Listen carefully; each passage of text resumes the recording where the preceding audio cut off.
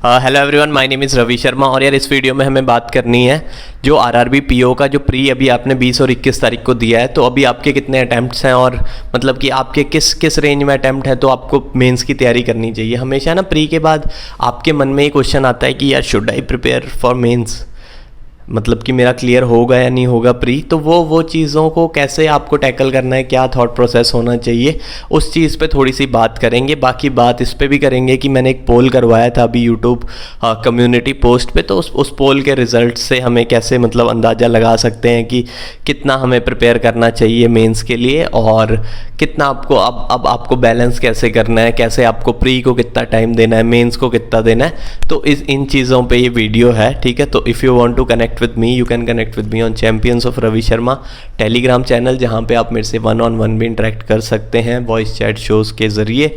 और you can also connect with me on Instagram, the link is in the description. तो आगे बढ़ने से पहले दो चीज़ें हैं मेरे पास आपके लिए।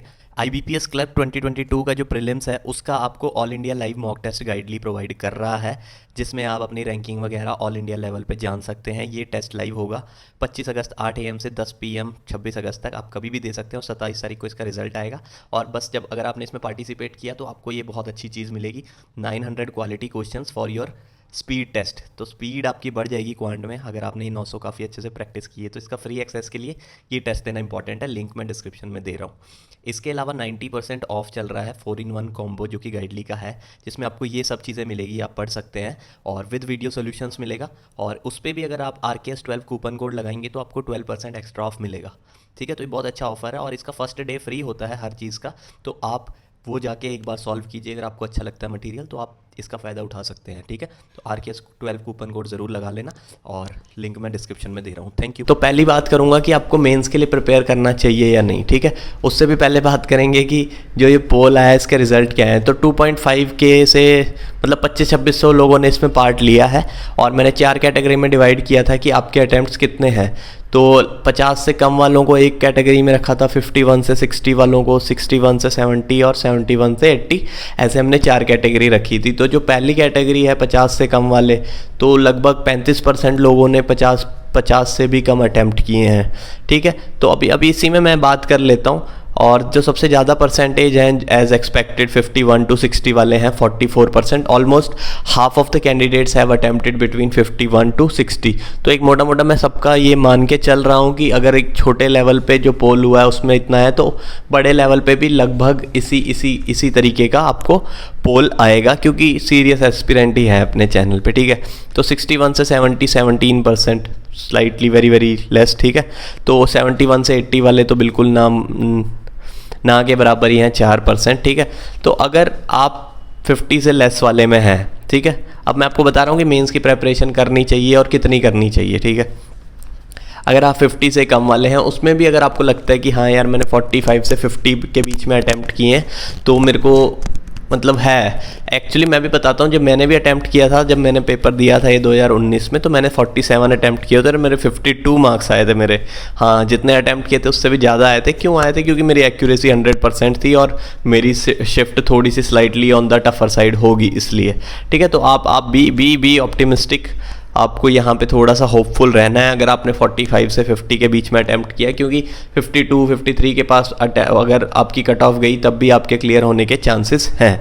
तो आपको मेंस को 30% आपका अपना टाइम देना चाहिए, ठीक है। 30% कम से कम मेंस को दो, बाकी जो प्री अभी आने वाले हैं उन पे आप अपना टाइम लगाओ टोटल स्टडी आवर्स में से, ठीक है। बाकी जो 45 से भी कम है, आपका इस बार थोड़ा सा कम है उम्मीद, फिर भी आप जितना मैंने मेंस के लिए बोला, आप 5-10% उतना लगाओ, मेंस को टाइम दो जो आगे आने वाले एग्ज़ाम्स हैं उन पे, ठीक है। और उसके बाद बात करते हैं जो मैक्सिमम जिनका अटैम्प्ट है 51 से 60 के बीच में, ठीक है। तो ये बहुत सारे लोगों का 55 के आसपास अटैम्प्ट है, और मेरी भी 1-2 बंदों से बात हुई थी, उनके 55-60 के बीच में लाई कर रहे हैं मार्क्स, ठीक है। और लगभग 50% बच्चों के इतने ही मार्क्स हैं। तो आपको करना क्या है, आपको 50% अपना टाइम देना है मेंस पे, और 50% ही देना है बाकी जो एग्ज़ाम्स है। तो ये एक बैलेंस होता है।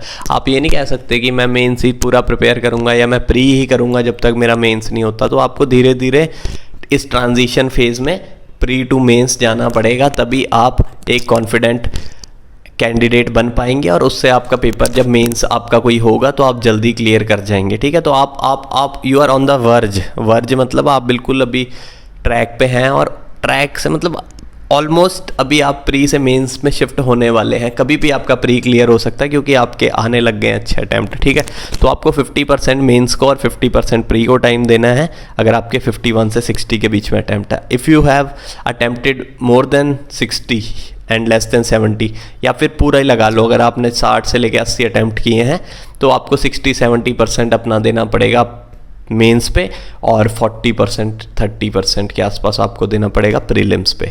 तो अब ये टाइम जैसा डिवाइड कर लिया, तो अब ये करें कैसे, मतलब कैसे डिसाइड करें। तो देखो, अगर आपके पास 10 घंटे हैं तो अब 7 घंटे दो मेंस को, अगर आपने 75 अटैम्प्ट करके आ गए हो वहाँ पे तो ठीक है, तो ऐसे करना है। और अब टाइम कम कैसे करें, प्री का कम ऐसे करें कि जो आपके डेली टारगेट्स हैं उनको हाफ कर दो, या फिर जो भी मतलब फ्रैक्शन अपने हिसाब से डिसाइड करो। तो ऐसे करके ही बैलेंस करना होता है। मैं पूरा आपको ऐसे बच्चों की तरह स्पून फीडिंग नहीं करूँगा, बट हाँ ऐसे करके आपको बैलेंस करना है। प्लस अब जो मेन चीज़ है, अब ये देखो बच्चों, अब जो बात है कि अब आपका कभी भी mains back to back mains आने वाले हैं, तो अगर आप अभी भी वो हैं जिसने अभी भी जनरल अवेयरनेस पे बिल्कुल फोकस नहीं किया, तो प्लीज़ आप जनरल अवेयरनेस पे अब थोड़ा थोड़ा फोकस करना स्टार्ट कर दें।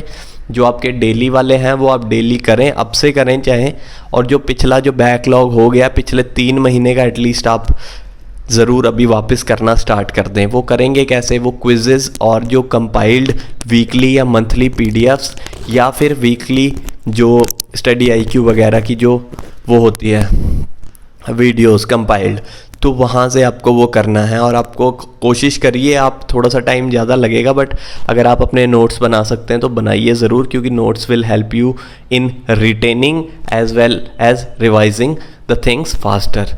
तो आपको इसलिए ये सब कुछ करना है। इसके अलावा जो मेंस पे जो फोकस रखना है उसमें मॉक की बहुत ज़्यादा अहमियत होगी।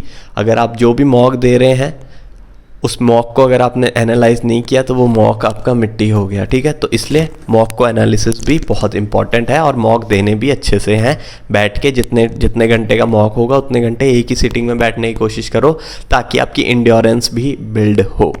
ठीक है, तो यही सब बोलना चाहता था कि मेंस की आपको प्रेपरेशन करनी चाहिए या नहीं। अभी भी कोई कन्फ्यूज़न है तो आप कमेंट सेक्शन में बता सकते हैं। बाकी IBPS PO IBPS क्लर्क वगैरह लाइंड अप हैं, तो आप उनकी प्रेपरेशन, मतलब इस साल आप जॉब ले लोगे अगर आप कंसिस्टेंटली अभी से भी पढ़ोगे। तो मैंने भी अपने टाइम पे अगस्त से लेके मतलब जनवरी फरवरी तक कम से कम 4-5 पेपर क्लियर कर दिए थे। ठीक है, तो you can too, if I can, मतलब मैं तो एक मॉडरेट सा बंदा हूँ, एवरेज सा, तो अगर मैं कर सकता हूँ तो आप भी कर सकते हैं। ठीक है, तो all the very best and thank you very much. This is all for this video. Thank you.